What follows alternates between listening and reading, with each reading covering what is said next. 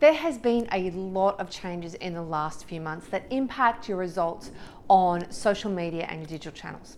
I know what they are because I have been learning them all for you in all the education that I do for myself. So much change in the digital world happens in 3 to 6 months. Facebook makes 360 changes a year. New tools are introduced, algorithms change, new rules apply. The way that people interact online is different.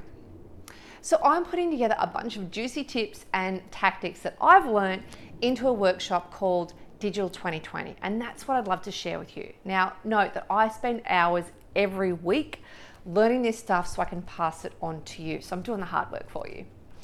What you're going to learn some little known ways to increase your organic reach on Facebook and Insta.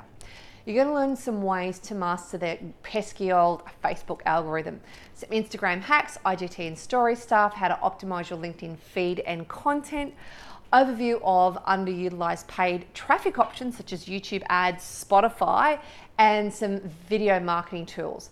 The best tools that I use to do everything that you need to do in minutes, using untapped platforms like Pinterest and so forth. So do you want to find out what you're missing and what you need to know that is going to impact your business in 2020? Then let's do it, shall we? Let's make a time and chat further.